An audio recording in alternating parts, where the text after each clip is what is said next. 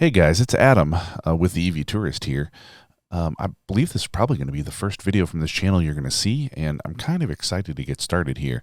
What we're going to talk about today is whether or not it's actually possible to take a 3,500 mile round trip vacation in an electric vehicle, and not just a 3,500 mile round trip vacation, but a vacation out where charging isn't as common, out to Utah and back from Illinois, where I'm from. So we're going to talk about that a little bit, and we're going to talk a little bit about what it means to be the EV tourist. So I hope you guys enjoy today's video. Let's get it started.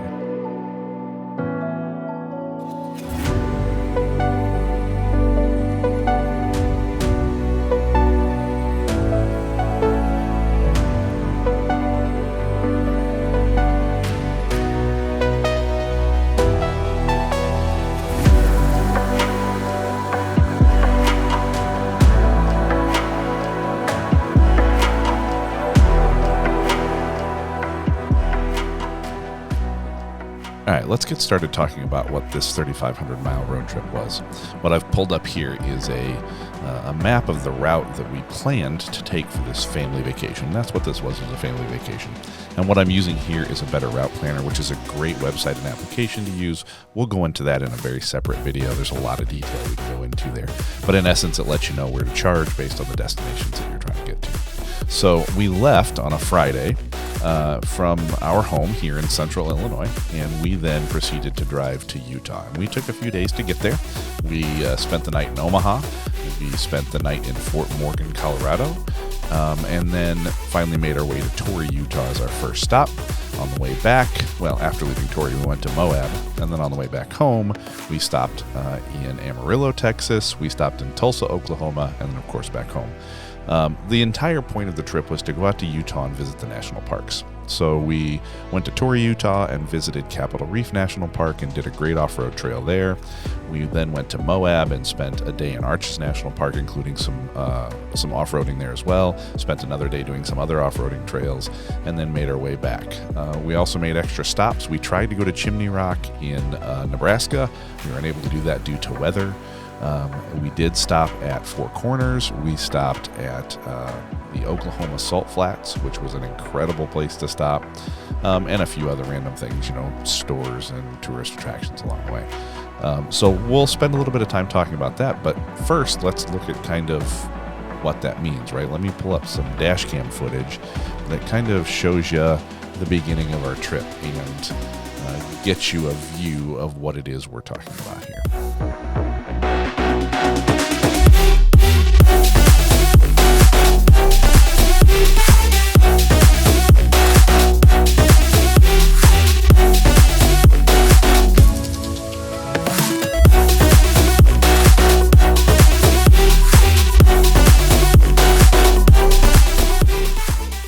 So I'm going to jump back in here. So we've hit, on this dash cam footage that I'm showing you, we've hit day 2, right? We've woken up the next morning. We're in Omaha, Nebraska, and we are headed further west. And we were able to charge overnight at the hotel. And this is really one of the key things that I want to talk about when we talk about charging on a trip like this. Finding locations where you can charge overnight on a level 2 charger, and we can talk about what a level 2 charger is some other time. In essence, it's a slow charger. But being able to do that overnight at the hotel or at wherever you're staying is really critical to a successful trip, especially when you're talking about with kids. And I say that because what it allows you to do is wake up every morning with a full charge, or at least close to a full charge, depending upon how long you were actually at the hotel or whatever the location is. And that takes a lot of stress. It lets you just kind of get going versus having to get up and then go find a charge and spend that 15 or 20 minutes or however long it's going to take getting that charge before you move on. It really kind of sets your day off correctly. This particular charger that we stopped at, so this was the first one on day 2. This is an Electrify America charger. I believe it was in Lincoln, Nebraska. And we did have to do a little swapping back and forth. I don't want to spend a lot of time in this channel talking about how bad or good charging is. We'll talk about it a little bit, but it's really not the point of what I'm trying to get to with this particular channel. But know that when you get to a charger like this, you might have to fiddle around a little to get what you need. But using other tools at your disposal like PlugShare and some other things can help you understand what it is going on with a particular charging station, so you're kind of prepared. And the way we worked this between my wife and I was, as we were getting closer to the station, she would pull up PlugShare, she would look at the latest reviews, she would particularly look for reviews for the vehicle we drive, which is a Rivian R1S, and kind of see which stations were fine, which were not, and kind of go from there. And it worked really well. So let's see if we can continue on with the trip a little bit here in a very abbreviated manner and see what the rest of the trip starts to look like.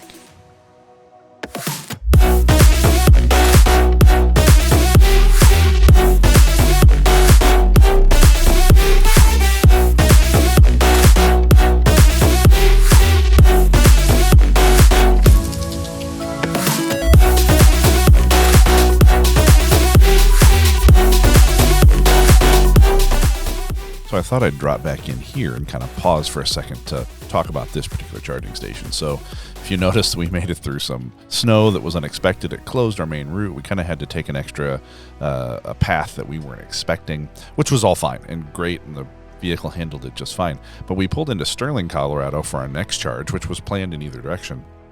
And this particular charger, which was supposed to be a 120-watt charger, just wasn't working. And we tried a couple of times. We went and ran over to a Mexican restaurant close and just kind of let it sit. But what we had to deal with was the fact that we were unable to gather a charge. And that's something that you may run across a couple of times on a big trip. This was the only time that we had any issues not being able to get a charge at a station. Now, I point that out because it highlights another important fact or an important thing to understand when you're planning a trip in a Better Route Planner or whatever tool you're going to use. You need to leave yourself enough extra in your battery, same as you would in a gas tank, to be able to make it to to a secondary location if at all possible. Leave yourself a buffer, right? So I don't remember what percentage we pulled into here, but we had enough to make it all the way to Fort Morgan, even though it was going to cut it a little bit close. So we went ahead and did that. I'll go ahead and take this opportunity to mention that when we got to Fort Morgan, the hotel we were staying at did not have charging. And so what we planned to do was drop the kids, drop the wife off, all of the luggage that they needed. And we generally plan that so that's very little we have to actually take out of the vehicle. They went into the hotel while everyone was getting settled or whatever. I ran over to the closest charging station, which was a Walmart less than a mile away, went ahead and charged up most of the way, and that we were ready to go in the morning. It worked out pretty well, even though this was not as planned. It ended up not being an issue, and we had a great evening.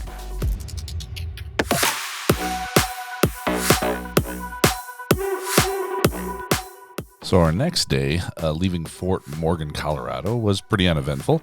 We didn't have anything particularly exciting planned that day other than getting the rest of the way to Torrey, Utah. But I think that, again, there's an interesting thing to chat about when we talk about the first charging stop we made of the day. Remember we charged the night before at a Walmart, so we got up, we had enough charge to make it to the next charger, which happened to be Colorado Mills, which is basically a mall there in the Denver area. And we pulled in there, and this was a great charging stop for a couple of different reasons. Number one, it was a nice high-powered charging stop, which was great. But more importantly, there was something to do, right? It was a Sunday. Yeah, it was a Sunday morning. But the mall itself was open, even if the stores weren't. But it was open for, walking, mall walker type folks. And so we wandered in. And it gave us a chance to go to the restroom.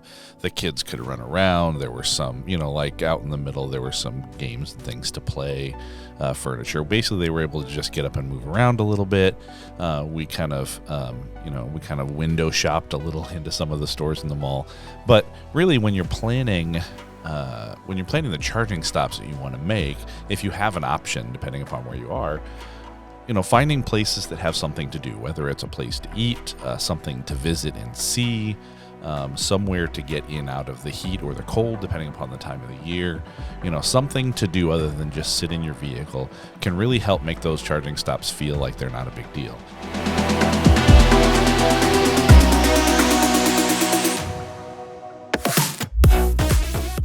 So here we are on the first day in Torrey, Utah. The one of the reasons we made this trip, and I want to bring this one particular up and pause and talk for a second, because I think this highlights exactly the fact that you're not limited by the fact that you have an electric vehicle. In our case, we have a Rivian R1S, which is, arguably a very, very capable electric vehicle. But what we chose to do in Torrey, Utah, at Capitol Reef National Park and the BLM lands around it, was actually to take the Cathedral Valley off-road kind of trail, right? It's an approximately 60-mile trail, and I'll do a video all about this trail. But realistically, you could do this trail in any vehicle that is capable of handling high clearance. You wouldn't want something that's low. And even two-wheel drive should be able to handle this particular trail without any issues, assuming the weather's okay. We had absolutely zero issues. We didn't even really need to air down tires. We did, but it really wasn't necessary. This was a great approachable trail. And as we're starting to see more and more trucks and more SUVs and more kind of off-road capable EVs hit the market, from Rivian to the Cybertruck to like the Alpha Wolf, maybe some of these other vehicles that are going to come out hopefully eventually, these types of things will become more approachable. We noticed while we were in Torrey, Utah, that there were a large number of Tesla Model Ys and Model X's around. There were even some Model 3s and some Model S's that were visiting these national parks. So you're not limited by your ability to go to these places just because you have an electric vehicle. You might have to make a little bit more thought into planning, but you can absolutely accomplish those things.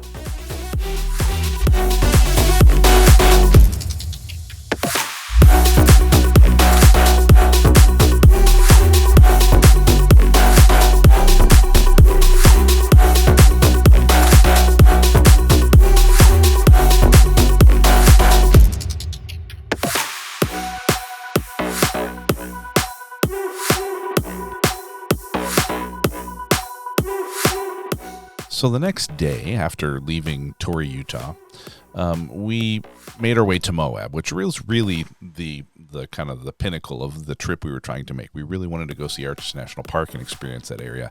And Moab is a very, very popular tourist destination for folks that are off-roaders, for families that want to visit the national parks. I mean, you've got Arches, you've got Canyonlands, you've got Dead Horse. There's just so many places to go around there. Surprisingly, Moab is not a great destination for CCS charging.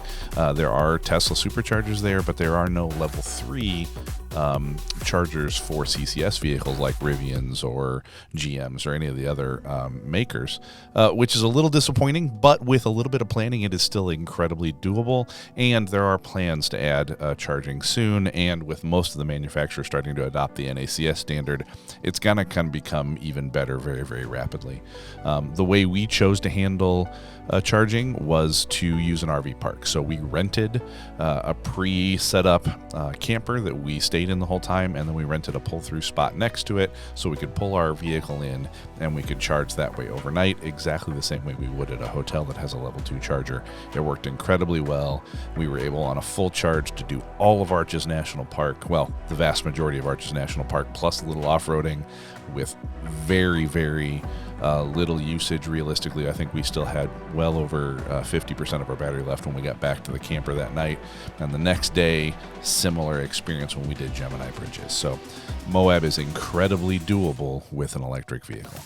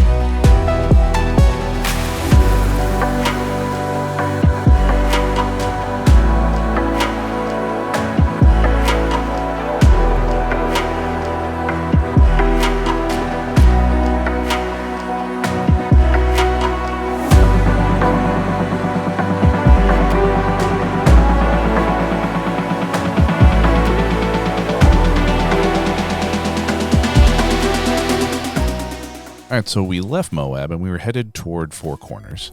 And this was really the stretch of this trip that gave me the most anxiety. There were not a lot of charging opportunities. There's a charger in Monticello, Utah, which is not too far south of Moab. Didn't make sense for us to stop there. And there was one more charger above a level 2 in Bluff, Utah, that we did stop at. And that charger ended up being kind of interesting, even though it was only, I think, 120 kilowatts. So we were there for almost an hour. But in Bluff, Utah, there's not much to it. Tiny little town. The gas station there, we needed to pee, had lost the keys to their bathroom, so we couldn't pee. And we wandered back over. There's basically a historic site, Bluff Fort there in Bluff, Utah. Has fantastic bathrooms, really friendly folks. I'll talk more about it in a video specifically about this trip, but great spot to stop. And basically we sat at the charger and just watched a little Doctor Who and relaxed. It worked really, really well, took all the anxiety out. We got all the charge we needed. It worked beautifully.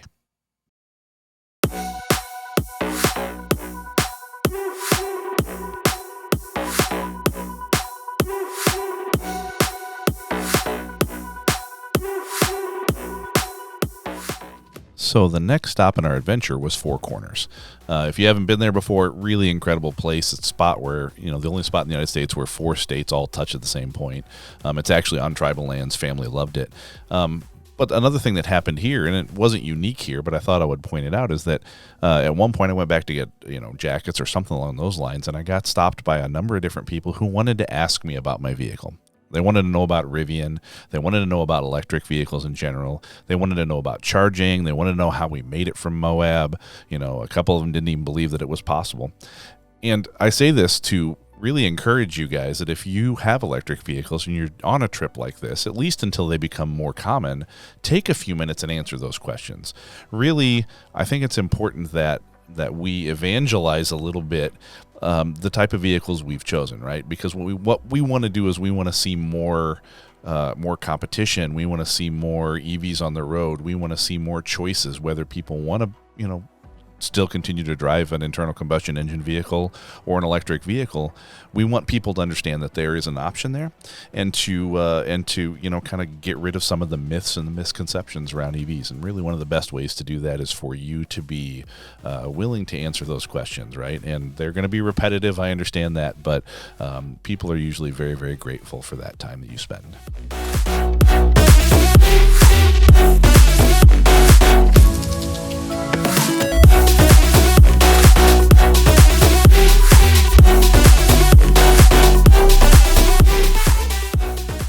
All right, so second to last day of the trip, and we had something interesting planned this day, and we're really at this point just traveling back east across the country. Not a whole lot super exciting down there unless you want to take time to explore some of the cool cities like Amarillo and some of these places.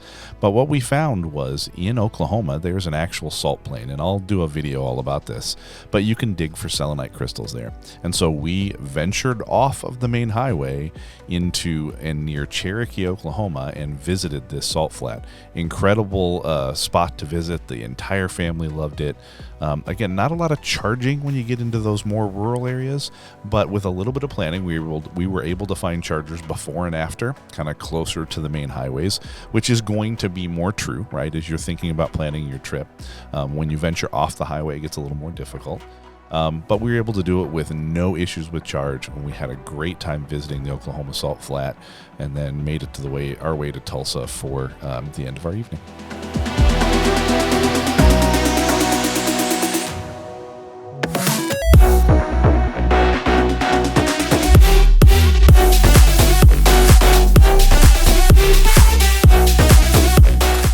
So we finally make it to our last day. We leave Tulsa. We're headed back home to Central Illinois. Really, there was not a whole lot that happened. We stopped at a couple of shops, like we stopped at an outlet store, that had like cutlery and knives and like cast iron cookware and decorations and things. We stopped and had, lunch at a Subway. I mean, really kind of an uneventful day. The family was tired at this point and run down. But really, the entire rest of this day was just a travel day. And we did have a couple of charging stops. Everything went beautifully from that perspective. And we made it home after dark, somewhat late. kids crashed out, and it was a great trip. All right, so that was our trip. And really the point here is not for me to talk about the trip. That is not really the entire point of the video, although I did want to show you what it is we did. The point is just to prove that a 3,500 mile road trip with your family to a place like Utah is absolutely possible in an electric vehicle. Lots of folks say that it's not. You know, I had lots of people question me while we were on the trip about whether or not it was even possible to get where we got. And it's there. So I wanted to kind of recap a little and talk about 10 things that I think you need to keep in mind when you're going on a trip like this. And these things could apply to a trip in an ICE vehicle as well, but they're really important when it comes to driving and doing an epic road trip like this in an electric vehicle. Number one, you have to plan ahead, right? You cannot assume that there will be charging every 10 or 15 miles. Or multiple gas stations or electric charging stations in a town. You have to plan ahead. And in order to do that, really the best way to do that is to use the tools. That's number two. Use the tools that are available to you. A better route planner is a great one. PlugShare is important. If you have in-vehicle capabilities to do route planning, use these tools that are in front of you to plan ahead and to understand what it is going to happen when you get to certain locations. And then you can make decisions about what's the right thing to do. I mentioned this earlier in the video, but number three is plan for level 2 overnight charging. That slow level charging, 6 kilowatts, 12 kilowatts charging, 16 if you're at like a destination charger. If you can get those hotels or those vacation rentals or those places that you're going to stay to have level 2 charging, you're going to wake up with a full tank of electricity every morning, and that really just makes the entire day start off well and everything goes more pleasant. Number 4, look for amenities at charging locations in order to help you kill some time, right? Especially if you're kind of stretching the battery a little bit and you've got a deep charge you want to do, find something to do. Pick a charger if you have options. Like, let's say you could stop 30 minutes beforehand and go to a mall or go to a restaurant you want to eat at versus traveling another 30 minutes and being out in the middle of a field somewhere. Look for that kind of stuff. It really helps kill the time. Be friendly at the chargers. That's number 5, right? Smile, be happy, be gracious, wait your turn when you have to. If you see someone struggling with using a charger, help them. Get out and show them what to do. So be very friendly at the chargers. Number 6, be willing to answer questions for those non-EV owners. I mentioned that in the video as well. You're going to get questions, especially until these EVs become more common. People are going to want to know about what it is you're doing and how you got there. Be willing to answer those questions. I think that's super important. Number 7, remember that you can do these things in an EV. There is very little that you can do in an ICE vehicle that you can't also do in an EV. Now, that may be dependent upon the EV that you have. If you have a Model 3, you're not going to go off-roading in the same way as a Rivian R1S or an R1T.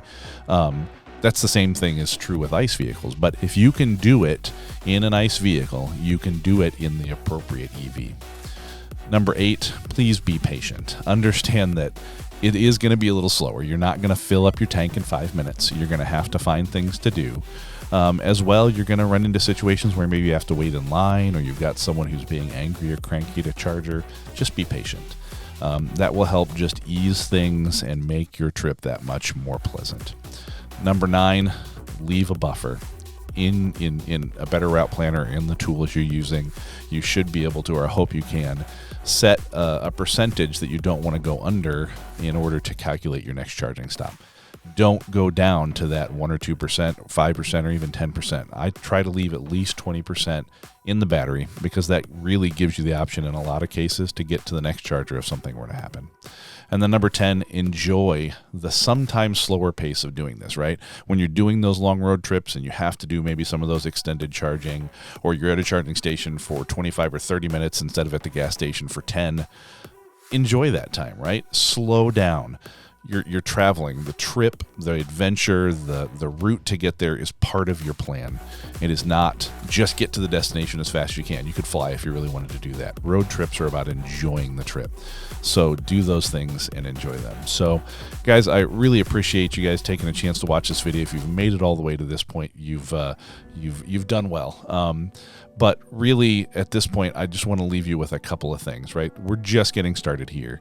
What we're hoping to accomplish is giving you guys the confidence to take these trips, to use your EV for all of the things you want to use it for. We want to help you get to that point in your confidence level of using your electric vehicle. And that's what we're going to do. So we're going to talk about in the future here all of the things we did on this trip in more detail. We've got more trips planned. We'll talk about destinations. We'll talk about specific cities. We'll talk about all kinds of things when it comes to traveling in an EV, and try to enable you guys to have the confidence and enjoy traveling all over the country and all over the world in your electric vehicle. Thank you guys very much, and we'll talk to you soon.